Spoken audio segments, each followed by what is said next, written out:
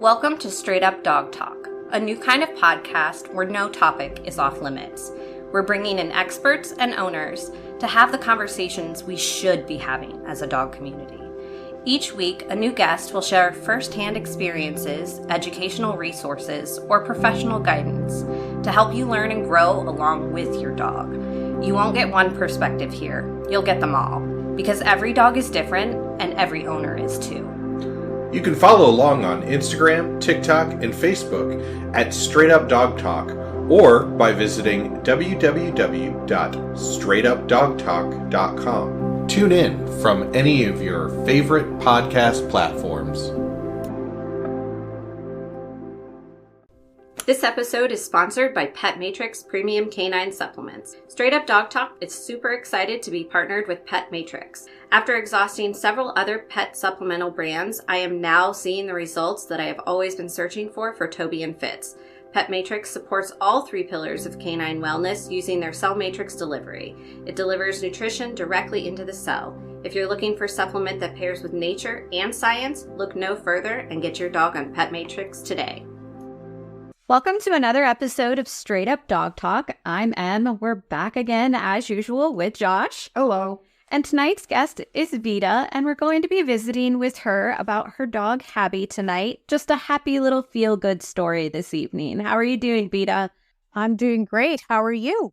I'm great. We're Good. very excited to have you. So Thank you for inviting me. Oh, absolutely. We need some happy episodes, right? We need some good kind of break up the tension episodes, and you have a good happy little story and an adorable little dog named Habby, and what a better way to celebrate your relationship with him than to have you come on and share his story.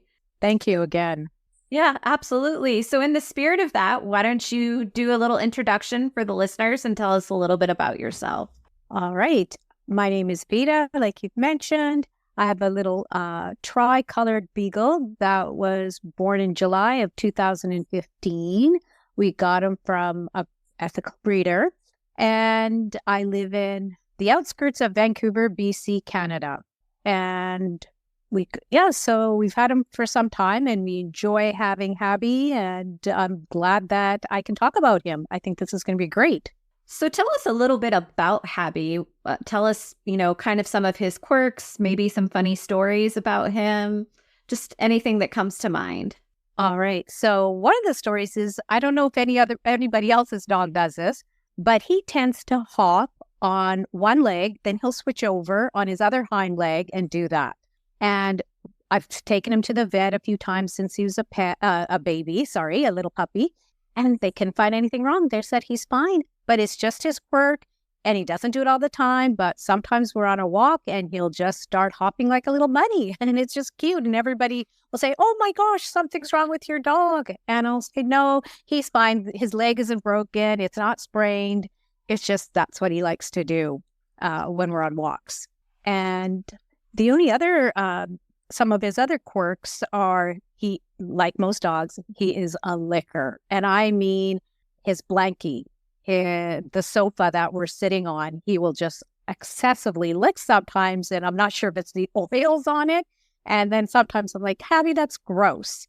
But he will keep doing it. And the worst part, is that when I sit down, the sofa is soaking wet. And it's just like, that's a gross feeling, I'm sure you know.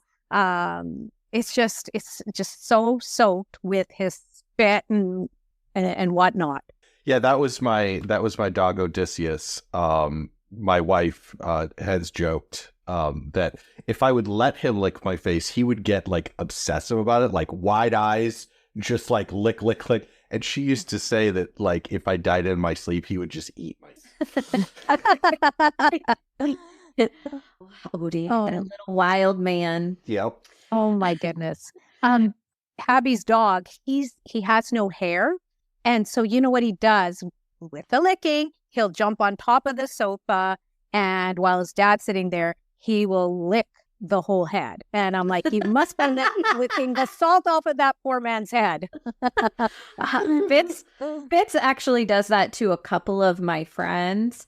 And it always cracks me up because Fitz is not real keen on a whole lot of people, and he generally prefers females over males. But I do have a couple of male friends that have bald heads, and Fitz will sit there and lick their heads just for as long as they will let them. And I just am like, stop letting him do that. That's so disgusting. I don't mind. I do. What is with that? You know, it can be so many different things. It can be an anxious reaction, anxiety. It can just be, you know, excitement, and that's how they're expressing it. It can be a compulsion. There are so many different things that it can be. It's all just kind of like a behavioral indication. I would say that a lot of times it's mostly like the licking of the paws on the couch. Mm-hmm. That's usually like a self-soothing mechanism. And that's just kind of, you know, probably Habby's way to wind down and enjoy the life on the sofa, because, you know, that's the best life, right? The dog life is the best life. Dog version of sucking their thumb. Yeah, exactly. Dog version of sucking their thumb. That's a great way to compare it. Yeah, that's a good analogy. So you said that you got Habby back in 2015 from an ethical breeder. What was it that made you decide to get a Beagle? Beagles are very unique breeds. They sure are. So my son, when he was 13, and prior to that, he always wanted a dog.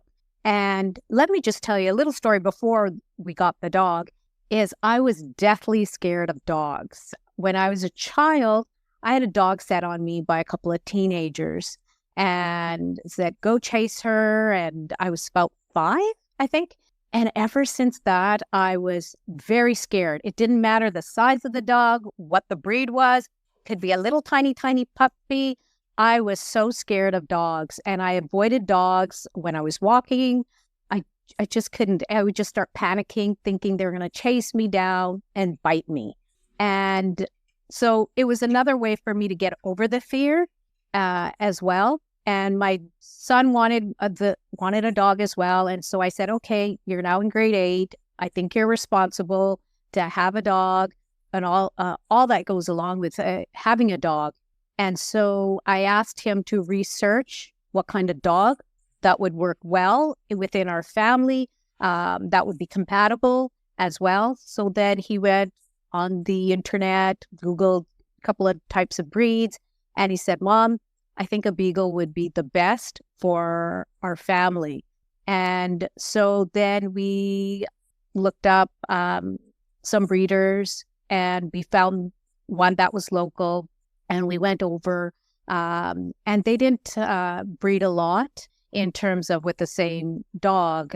And they had us sign a contract saying we would be good with the dog, that we wouldn't send it off to a puppy mill as well. That sort of thing. So I trusted this breeder, and we brought Habby home. At first, it was a little sad because the little children were so close to this dog, and just taking the dog when we picked up Habby, his name was Walt at that point. And so we changed it to Habby, and they were crying, and I felt so bad because I thought I was taking their little puppy, one of many. And the breeder also gave us Habby's mom's towel. They cut a piece of it so that he would be he would get used to us, but he would have that comfort. And so we did put it in his kennel for the first week, and then he got used to us, and it was fine. And then we didn't need that little blankie. But because it was my son, that's why we originally got it. I got over my fear. And that dog, after a few years, is my dog. I'm the dog mom. It's funny how that kind of works out. The kids go away and they leave the house and they don't take the dog. And now all of a sudden, it's your dog. But it sounds like it works out really well for you. And I would like to point out a couple of the things that you mentioned about the breeder having the contract and signing the forms. The fact that they let you come to the facility, that they didn't breed the dogs multiple times, those are all indicators of an actually ethical breeder. Somebody who's, looking out for the dog. The fact that they sent the towel home with you so that the dog could have something familiar while adjusting in the new setting, those are the things you guys want to listen or look for, and the listeners, you need to look for those kinds of things. If you decide that you are going for breed specific and you're going to shop and not adopt, those are exactly the most important things to be looking for. So good job on that. That's really, really good information for the listeners, but also, something that you should be proud of yourself, because not everybody does that. Not everybody does the work and the research. And that's how we get into some kind of icky situations. Mm-hmm. I agree. And with myself is that with my kids, I've always told them, whatever you're doing, we got to finish it to the end, whether it was taking sports or other activities. And having a puppy, I let them know that when they were doing research, my son, was that this is going to be important. They're going to become a part of our life. We're not going to give this dog up. When the dog goes, it's because it's time to go at the end of its life. And I think that's very important to teach your kids that responsibility as well. My son does take him out for walks and whatnot. He's 21 now. But in a few years, I don't know how it happened, how that transformed. He went from Jaden's dog to my dog. He sleeps with me. We do everything together. It's exactly like he's my third child now. I think that that's completely okay. I think that, especially once your kids get older and you have less of them in the house and you have that dog to bond with, I think that really helps fill a little bit of that empty nester feeling.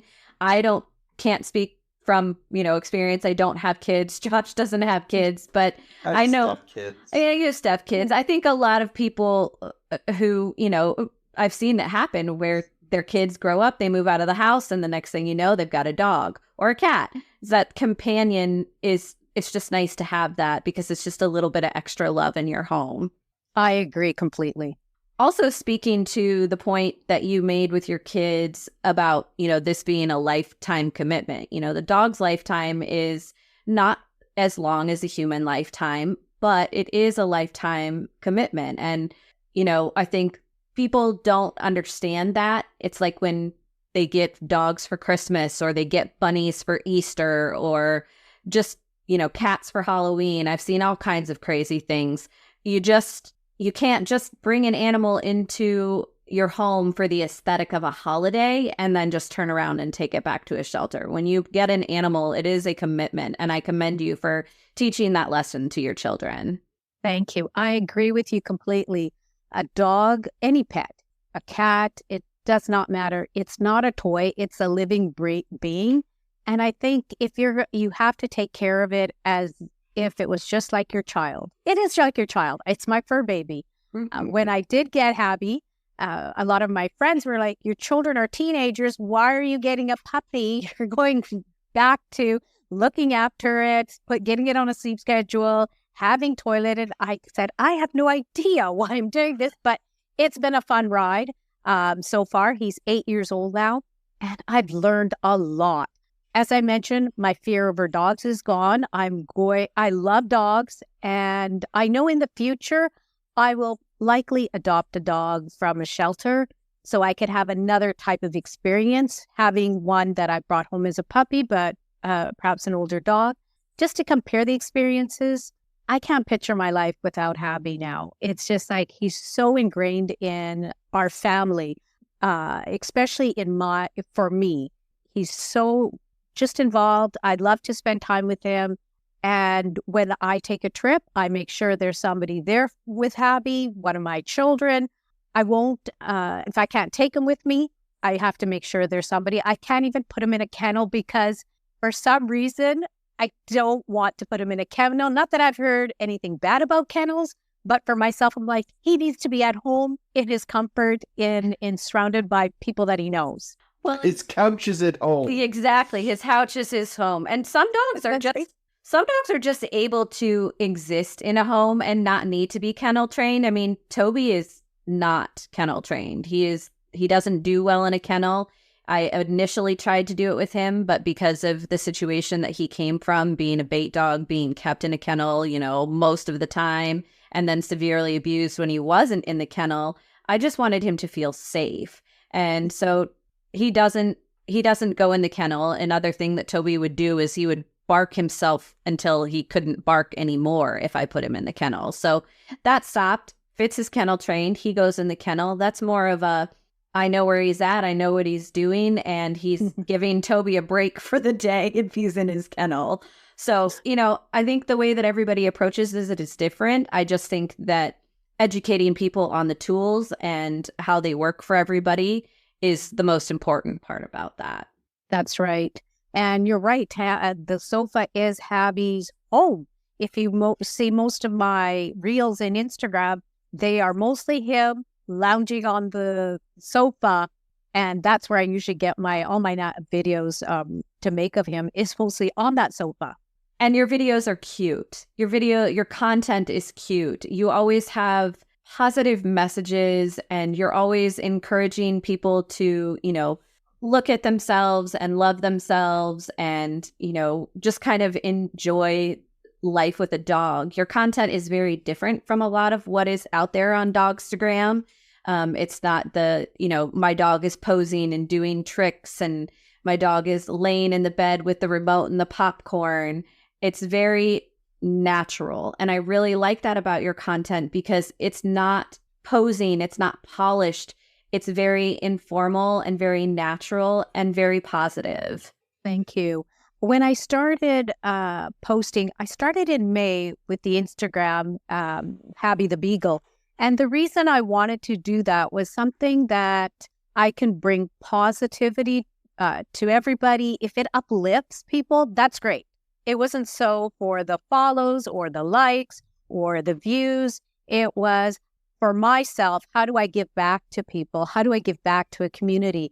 And I thought this is the best way if I have content regarding Habby, but make it natural. Just things that he's normally doing, whether he's howling at sirens. Gosh, that's another story in itself, is when we go on walks, siren goes, whether it's a fire truck, an ambulance, and he starts it. And people turn around and they think it's funny because you hear the dog howling along with the sirens. I'm like, I think people know that the ambulance is going by, but he will start. And so I try to just do content. Just if I've got my camera and he's lying there, I will film him sleeping, howling, just doing things naturally, and then try to figure it out later on if there's a reel that matches up, or I can put just a song or something. And here he's coming now. But that's the best way, I think. And I think that's why people probably enjoy his reels, is because it's very natural. It's not produced. And no offense to anyone that's doing that. That's great. If they're able to do that. I don't think myself has the energy to do that with Habby. I think it would take me quite a bit of time if I had to kind of do those kind of poses and whatnot. It wouldn't come off naturally for me. And I couldn't put Habby through that. That's just my personal thing. And like I was saying, no offense to anyone else. That's great if that's what you do for your content. No, absolutely. There's absolutely nothing wrong with the more polished, presented content. The part of that we're trying to kind of uncover and remove the veil and fog from is that there's a lot of training and a lot of work and a lot of time that goes into producing content like that. And that the illusion of the dogs behaving a certain way in content is because of all the time and the effort that the owner put into that dog and the reel and the training. And it doesn't just happen. It's not natural behavior. And I think that we're seeing a lot of people getting dogs thinking that they're going to act the way that the golden retriever that they saw on Instagram acts, not understanding how much time and effort actually went into that. That's true. And that's why I think with Habby's content, they can see he's just lounging around. He's going for a walk. He's howling. It comes off. This is what it really is. And it's right. That's a lot of work. So kudos to those that spend that time. And not that I wish I could do it, but I just wouldn't. I don't have the interest either. I think that's what it is mostly. Well, and it's all kind of dog based too, right? Because you have to have the right kind of dog to commit to training those tricks and getting them to behave a certain way. You have a Beagle. A Beagle is not a golden retriever. Golden retrievers are flop down, do whatever you want, roll over on their back. They're, pretty easygoing. Beagles are a lot more opinionated and they are a lot more hard-headed. And I've never met a Beagle that does not want to speak its mind. Oh, you're telling me, Em. Oh my gosh. Habby is a negotiator. He does definitely speak his mind. Let me tell you, if he has my glasses, my reading glasses, I've left them on the table, the remote or a slipper, he will take that. He's not going to destroy it unless it's the shoe. But my glasses, he's never destroyed. He will just take them in his mouth, put them down. He goes under the table and he's waiting for you to give him a treat. He's not going to destroy it. He knows you'll give him a treat. That's his negotiating skills. He's so smart like that. And it just surprises me sometimes. And I'm like, Habby, what did you do here? And I know what you want. And so he always gets a treat. But it's usually, I think, when he's bored or he's wanting attention. Well, it seems like he's figured out a great way to get attention. I mean, let's just steal the glasses off the table and I get a treat and pets. I mean, that seems fair to me. That's right. The life of Habby. This is what it is.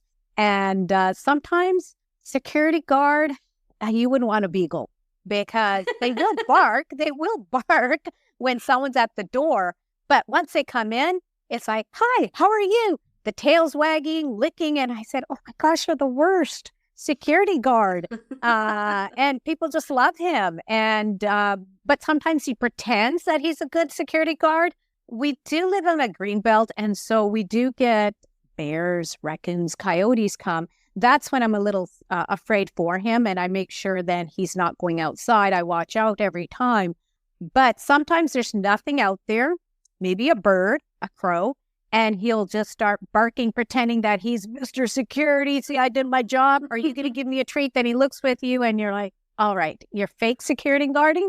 Here, I will give you a treat. But yes, he's not the greatest security guard, and sometimes he pretends he is. I think that's okay. Beagles they're very interesting dogs. A few years ago, I lived in a house next door to a gal that had 2 Beagles. And when I moved in, I thought, oh boy, we're going to see how this goes because they shared a fence line with me. So, Fitz is not always the friendliest with other dogs, and Toby does not generally like dogs that are bigger than him for obvious reasons because he was a bait dog. And I was a little bit worried about how that would go, but they got along famously. And it was really hilarious to watch because the Beagles were a bit chubbier, they were a bit bigger, and they would come out and they would just start. They would start with the baying and they would start with the howling. And then they would run up and down the fence with Fitz and they would try to keep up, but they would only make it maybe 3 or 4 laps and Fitz would just keep going. And they would just sit there and boo, boo, boo. And it was so fun to watch because it was just a very unique interaction. And I think you find that a lot with Beagles. You do. Anywhere I take them, a lot of people will turn around and they recognize a Beagle. And so he does get a lot of attention when we're on walks. And you're right about the baying. It's just very distinctive for a Beagle. And it's just very interesting, that type of howl. He'll just go up on top of a mound even and he'll start baying and all the other dogs start turning around. People start turning around. And you're like, okay, Habby, I think you've got the attention that you needed. But it's very distinctive for that type of howl for a Beagle. That's definitely another thing about Beagles, too, is that they know what they want. Whether obviously it's stealing the glasses from the table or, barking, pretend security. They're very vocal dogs. They're definitely one of the more louder breeds, I would say. And they interact with other dogs in ways that are just so funny because they don't usually do like the, sniff butt and say hello thing right away. It's usually the, how are you? And then, everything proceeds from there. They're so fun to watch. I agree. Let's talk about just a little bit about dog ownership in general, because it's not a lifestyle that's for everyone. And especially coming from someone who was originally scared of dogs as a young child due to a traumatic experience, it's something that you have to learn very quickly how to adjust to your lifestyle. So what were some things that you noticed in the beginning with Habby? Like your friends said, here you are with this puppy and teenagers. I'm sure that was pretty chaotic. It was. It's been a learning experience indeed. I didn't realize that when they're teething that he was going to go through the drywall, the sofas, because I guess we did research up to a point, but I didn't realize until we actually had Habby how much work it was going to be. And I do work full time. So when we had him, the kids were obviously going to school. So I've learned that if I were to get a puppy in the future, that I would spend more time the first few weeks getting to know him, and for him to feel comfortable and feel secure that there is somebody. We would put cages around the kitchen to block it off so he's not going over everywhere. I was off for a few days, and my son was there as well, but I wish I'd spent more time with him. So I didn't realize that he was going to chew through my island at the bottom, through the walls, eating the sofa. And then thank God that part is over. And then just getting him toilet trained, but going outside at every few hours. And then the sleeping. He did not like to sleep in the kennel. He'd be wailing. And I know a lot of people, there's kind of a disagreement, an agreement that the dog should sleep with you, not sleep with you. I made a decision at that point to have him sleep with me. And as you know, with dogs, they sleep all over the place. and mine likes to make sure that he's right next to me. So I could be right at the edge of the bed, and he's making sure at least his nose, his butt, something's touching me. He knows I'm in bed with him. And so I think those are kind of the things that I wish I knew, but it's learning. It's like once you bring a baby home to a child, that you're going to learn as you go. You know some stuff, but it's just a matter of learning. You're going to have sleepless nights. You got to feed the baby every few hours, that sort of thing. So at least I know when I have another dog that these are some of the things that I'm going to be prepared with. It was our first dog. And so it's been a learning experience, and I've learned a lot, but it's been worth it. I must say it's worth it. Was hard at first, at the first year, but it's worth it. I love that little boy so much. Little man. Sometimes I call him little man. It really is worth it. And it does take time. And every dog, is different, and every dog needs different modalities of getting to those achievements, whether it's potty training or not chewing on the kitchen counter or the sofa, things like that. I personally never have understood the argument about not letting your dog sleep in your bed with you. That just never made sense to me. The only thing that I've ever heard that made sense was if the dog is like 5 pounds or under and you are not you're a restless sleeper. That made sense to me. I get that. But I mean, I had Odie who was 7 pounds, and like if I rolled over onto Odie, he would just like push me back off of him. Like, yes, I see. I have Fitz who, he's like my Velcro dog. So he has to lay. So his face is right by my shoulder, and his body is pressed up all the way against my body, all the way down. And then I have Toby who sleeps off to the side at an angle with, usually his nose or his butt touching me. And he's the one that takes up more room. Fitz and I do not take up anywhere near as much space as the 12-pound little Chihuahua mix does, which is insane to me. But we call it dog Tetris because it's a fight for the bed every night. And how do you fit in? Now, I think I can understand that as well, because some people maybe can't sleep in awkward positions or have health problems that they require maybe like a sleep apnea mask or something like that. Those things I understand. But in general, let your dog sleep in the bed. It's not hurting anybody. Mm-hmm. I completely agree with you too. It makes him feel safe and comfortable. And it'll obviously now I'm used to it. And if he doesn't sleep with me, which is really rare. If he just jumps off and sleeps on the floor, I'm like, where did he go? I feel something's missing now. So unless, of course, I'm on vacation, then that's fine. But it's a comfort for both of us at this point. Well, and also in the winter, it's a great source of heat because, you've got that dog laying right up against you. It's like your own heated blanket. It's great. Exactly. Now, not everything with dog ownership is fun. It's not always easy. It's messy. It's dirty. It's gross. But like you said, the love is worth it. Is there anything that Habby does that just absolutely drives you crazy?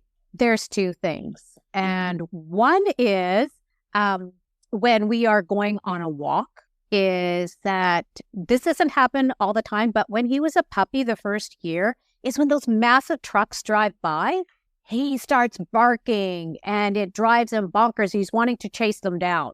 Now it's more or less very periodic that now he can ignore that and he can go on his walk. But very once in a while, if a truck does go by, one of those semi-trucks, he will start barking and wanting to chase it down. But he doesn't do it. That drives me a little bonkers sometimes because I got to make sure I'm holding the leash because I just don't know when it will happen. And it doesn't happen frequently. So sometimes I'm not even aware and I don't want to fall because he's barking up a storm and wanting to chase after it. And I try to reel the leash in so that it's a shorter leash. That's one thing that and I'm not sure if there is something I can do about it. Maybe you might know him. But the other one would be with his sister. She, since I had him, he was always been a little jealous of her. So she comes to me and wants to snuggle up, that sort of thing. He will start barking at her and saying, go away. Mind you, this doesn't happen all the time, but we're being honest here. There's going to be dogs that have it's not all perfect, even when we're posting on social media. That is one of the things that drives me bonkers. And I'll say, Habby, stop it. I'm still your mom. I'm her mom too. But for some reason, he won't want her near us. It becomes very protective, very possessive. It just happens maybe once a week. It doesn't happen all the time. I don't know what set him off at that time. And other times it's fine. She walks in. He has no problem. And other times it's like, get away from us. Don't come near me, my mom. And then when I'm not at home and they're both together, he will allow her to pick her up. He doesn't allow anyone else to pick him up. But basically, I say to Habby, you use your sister. If nobody's home, you will use her to lift you up, snuggle with her. But other than that, he ignores her. He ignores her. And I'm not sure why, but it just is. It is what it is. And those are the only two things that I don't really like that type of behavior with Habby. It's funny because, every dog seems to have like these little quirks. And honestly, that's not the first time that I've heard somebody tell a story where the dog doesn't like their person showing affection to another person. I have seen people who get into relationships and, the guy or the girl has a dog and now they have this new relationship. And someone's gotten bit because they were kissing or hugging or something like that. And the dog was like, what are you doing? This is my person, not your person. So there is definitely some room for behavior correction in there. But again, that's just another, form of time investment. And as long as it's not hurting anybody, as long as he's just being vocal about it, you don't really see any reason to really focus on correcting that behavior. Like I said, as long as it's not harmful. That's right. He hasn't been violent towards her, trying to bite her. It's more vocal. Stay away from my mom. And he just doesn't want her near me. And it's just sometimes I think that's just odd. But then it just could be jealousy that she's shown that this person's going to try to take attention away from my mom. Yeah, that was Oliver. Mm-hmm. He didn't like affection like that. He wasn't involved in, and he hated dancing. Dancing? Yeah, because we got to connect. And, we had like the Let's Dance game and we started doing it and he lost his mind. It's the only time he ever would nip. Wow. He hated dancing. I'm glad I never had a dance party at your house. We have dance parties all the time. When we bake cake, bedtime cake in the kitchen, we always have a dance party. and Fitz gets involved and Toby gets involved. It's a great time. I'm glad I never danced with Oliver. I probably would have gotten I would not have liked that at all. Funny quirks. Dogs are so funny. I do love your cake parties. So when you post and eating with the fork, I think that's so cute. And I don't understand. We were talking about this before, is that I'm not sure why people get upset when you're feeding your dog with a fork. I'm not sure, but they think it's unhygienic or maybe odd, but I like it. It's just fine. You're going to wash it. And so I'm not sure why people get upset with that. Because it's the internet. And you just have to understand that people just have to get upset about things on the internet that have absolutely nothing to do with them. I mean, and Josh has been really good about preparing me for, when that reel with the cake and the fork and all that went viral. Josh is like, this could potentially happen with the podcast too. Like, there might be some negative commentary. You might get some negative feedback. Like, you just need to be prepared for that, ignore it and move on. And it really has been a very big learning experience in a totally different way because, you and I are people who try to bring such positive messages and just fun messages to people on social media by sharing our lives with our dogs and not taking it too seriously. And to be attacked like that was definitely a new experience for me. It was definitely uncalled for. I think that's amazing how you spend time with your dogs. I did the same thing with Habby in terms of sharing my tea. We drink tea in the morning. We get up, I make tea, and I have my cups. I have lots of mugs. I collect mugs. Side note. And when there's the last drop left, I let him have it. And I think it's just cute. It's going to get washed, the cup. And I'm not going to give you the same cup after I've drank through it. So I just think sometimes it's just amazing how people do get upset over little things. I think that are little, but perhaps obviously they're much bigger things for them. Yeah, see, Artemis knows taste. If I have like a drink or anything and she'll like come up and look at me, I'll just put my finger in the drink and put it over so she can have a drop, and it doesn't really matter what it is, a drop of something is not going to hurt my dog. So, but she knows that, like, she knows that is something that I will share my drink with her. Sharing is caring. That's all there is to it, right? Sharing is caring. Unless it's COVID. Well, okay. Yeah. Fair. And I mean, it's not like we're, I'm not sitting here necessarily like eating the cake off the fork after them. We're talking about dog cake here, right? Yeah. Seriously. Eating it out of their mouth. Oh my gosh. I did see a reel that somebody did after I did mine with the fork where they lady and tramped spaghetti with their dog, and it was amazing. It was amazing. And that's fine too. Exactly. It's 100% fine. There's something else that you do with Habby that I think is really special. Why don't you tell the listeners a little bit about what you do for work and how you include Habby in that? All right. So I work for a seniors facility. I am a resident service manager for a nonprofit, faith-based seniors facility. And we do have dogs that come in, a few dogs that come in as part of pet therapy. They're not even so much pet therapy, but they're social visits for our seniors. They love having the dogs. They can reminisce about their childhood or when they did have dogs, but prior to coming in and living at our seniors facility.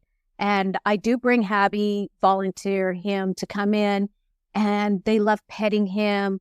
And as they're petting him, they're also telling me stories of when they were a little boy, a little girl, and they used to have this type of dog. So it brings back those memories. I've always enjoyed working with seniors, listening to stories and how the world has changed for them as well. And so it's great to give that part back to seniors, to a community, especially sometimes a frail community as well. And it's just amazing when I see them, whether it's with Habby or another dog that's come in, their eyes light up, and then they just start talking about their dog, how they miss them.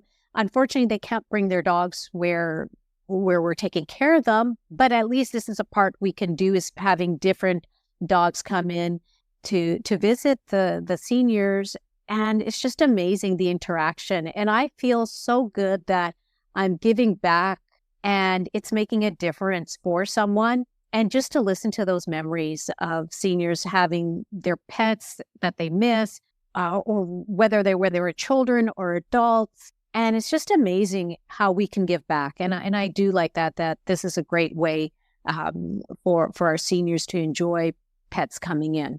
I think that's the greatest thing about the dog community is that dogs can be included in so many things that bring joy to people. And they can also be included in so many things that send messages that are positive to people. That is why I started following Habby, because Veeta is very much in the same line of thought. Josh knows this about me. I've been, on the Kindness Matters campaign for forever and ever and ever, because I think that people need to be treated with respect. It doesn't matter if somebody isn't nice to you. It doesn't matter if somebody is just being ugly to somebody else, like in the comments of your social media. Regardless, you should always, try to be the bigger person and act with goodwill and kindness to other people, and really try to put that positive message out there, because you never truly know what people are going through. And if you can be that one little tiny piece of happiness in somebody's day, that's really, really important. And I love that you can do that with your dog for other people. Thank you, Em. I think it's a great way, and that's why we connected, is both of us, is that kindness does matter. And that's the kind of content I want to put out, is positive, a good energy, that in different ways. I do have another an account as well, and that's where I do enjoy photography and putting up positive messages, quotes that I can find, and some of them do have Habby in them as well. And it's just pictures, and I like to do that. I always try to see, how can I give back to a community? How can I uplift someone, motivate someone? If this is it, and if I've done that, it's made a difference in someone's life for that moment, that makes me feel good.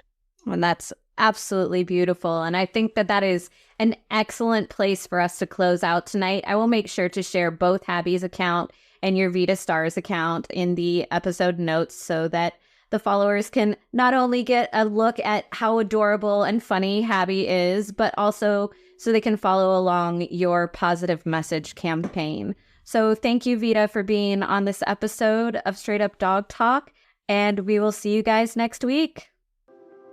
Straight Up Dog Talk was created by Emily Breslin. It is edited, produced, and co-hosted by Josh Wasta under the supervision of Straight Up Dog Talk, LLC, and Emily Breslin. If you're enjoying this podcast, follow or subscribe to be sure you don't miss an episode, and leave us a review on your favorite platform. Looking for more honest and relatable dog content? Check out our sister show, Unpacked, with Jerry Sheriff and Madison Simpson. Thanks for listening to Straight Up Dog Talk. See you next week.